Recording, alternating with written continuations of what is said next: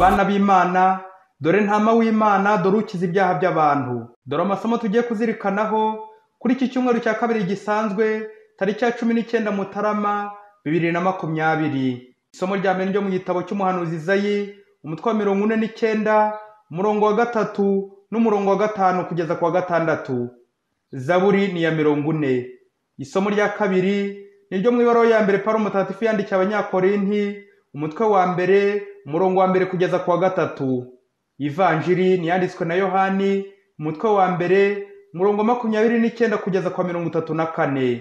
Nyagasani Yezu nabane namwe. Amagambo mu Ivanjiri ntagatifu uko yanditswe na Yohani. Muri icyo gihe Yohana abona Yezu aje amusanga, aravuga ati, dore ntama w'Imana ugiye gukuraho icyaha cy'isi. Niwe navugaga ngira nti, ngiye gukurikirwa n'umuntu nduta, kuko yariho mbere yanjye. Jye sinari muzi, ariko kugira ngo agaragarizwe Isiraheli, naje mbatiriza mu mazi. Nuko Yohana ahamya avuga ati, nabonye Roho amanuka nk'inuma ivuye mu ijuru, maze amuguma hejuru. Koko njye sinari muzi, ariko uwanyohereje kubatiriza mu mazi yarambwiye ati, uzabona Roho amumanukiraho kandi akamuhama hejuru, ni ubwe ubatiza muri Roho Mutagatifu. Naramwiboneye ubwanjye, kandi ndahamya ko ari we Mwana w'Imana. Iyo ni Ivanjiri ntagatifu. Bana b'Imana, amasomo y'uyu munsi afite ingingo remezo yo kwerekana Yezu. Turazirikana ku bintu bitatu by'ingenzi: ntama w'Imana, kwibonera Yezu no kwereka Yezu abandi. Ingingo ya mbere, ntama w'Imana. Iri jambo ntama w'Imana muri Bibiliya ni incamake yo gucungurwa k'umuryango w'Imana. Iri jambo rifite ibisobanuro bibiri by'ingenzi: intungane n'igitambo. Intungane. Iza yaratwereka Mesiya, umugaragu w'Imana, washinyaguriwe, ntiyabumbura umunwa, boshye umwana w'intama bajyanye mu ibagiro. Twabyumvise mu isomo rya mbere. Umugaragu w'Uhoraho, umugaragu wanjye, namugeneye kuba urumuri rw'amahanga, kugira ngo asakaze umukiro ku mpera z'isi. Pawulo mutagatifu mu isomo rya kabiri aributsa Abanyakorinti ko bahamagariwe kuba intungane. Naho mu Ivanjiri, Yohani Batista arerekana Yezu ati, dore ntama w'Imana, dore ugiye gukuraho icyaha cy'isi.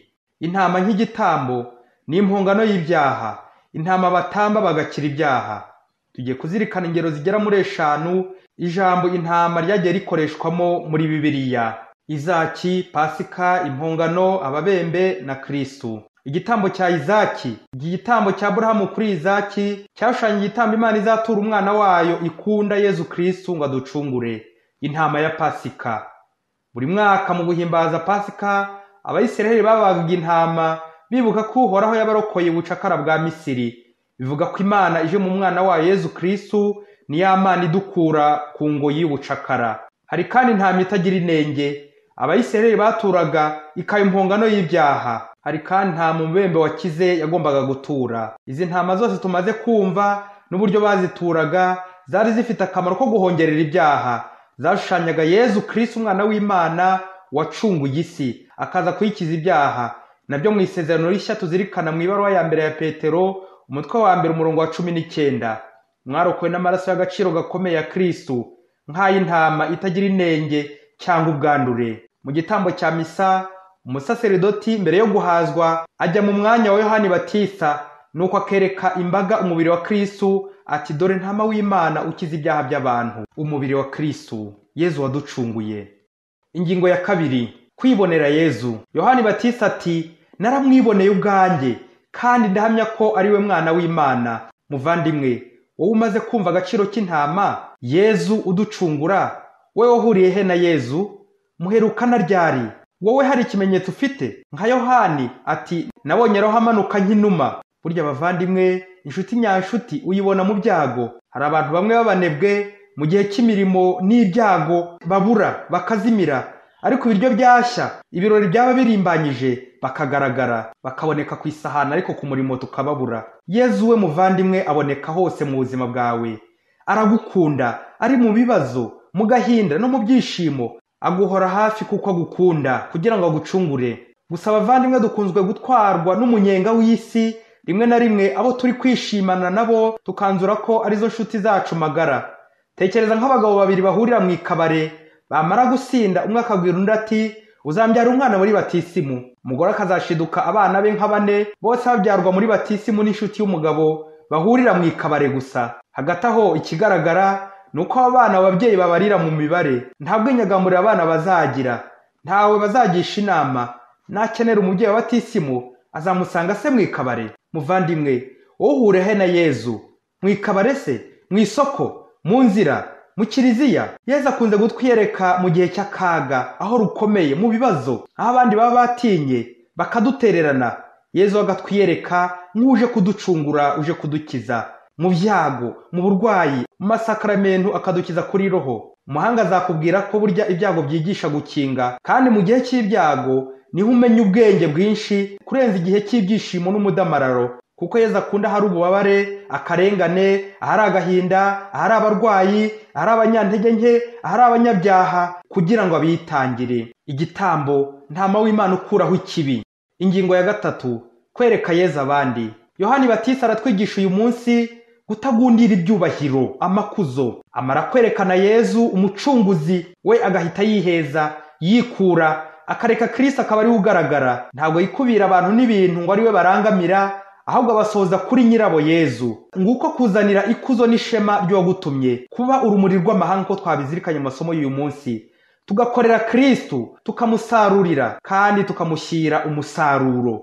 Muvandimwe, mu mirimo dukora, iyo hari ugiye kugusimbura uramwerekana, umuha inzira cyangwa umusibira amayira. Hari nubwo bigera ukajya unamusebya ngo bakunda ari wo bakomeza kuyoboka. Muvandimwe, sigaho gusebya uwo wasimbuye n'uzagusimbura. Umuhanga yaravuze ati, iyo uri kwiyitaho neza, ukisiga neza, ukambara neza, uba ushaka ngo ugaragare neza birumvikana, ariko igihe ukabije kwiyerekana ngo bakubone neza, mwambonye? Yezu ntiyongera kuvugwa. Warangije kumupfukirana. Muzarebe umukobwa umara isaha yiyitaho, agakaraba, akisiga mukorogo, akigira inzobe ku ngufu. Abantu benshi bigize inzobe ku ngufu. Akaba umusore wanditse kuri invitation ye y'ubukwe ari kwishimira urukara rw'umusheri we, ati, umugore w'urukara umuhabwa n'Imana, naho uw'inzobe nawe wamwikorera. Kubera ibirungo wishyizeho, abasore b'indangare bagiye gukurangamira. Ndangaro zikure mu mukono w'iburyo, bamwe urabagusha murishimisha mwiraha ry'isi, ariko Yezu agahinda karamwishe. Mwamubujije, mwamubabaje, mwamupfukiranye. Iyo twishimishije cyane birenze, Yezu we ntagaragara, biramubabaza. Ikindi kandi kibi kurenza ibindi, uyu mukobwa wikoroze yisiga mukorogo, akishishura uruhu ngo ari gushaka ubuyobe, yangije umubiri we, ariharuye. Ya melanine idufasha guhangara izuba, ya mukorogo irayangije.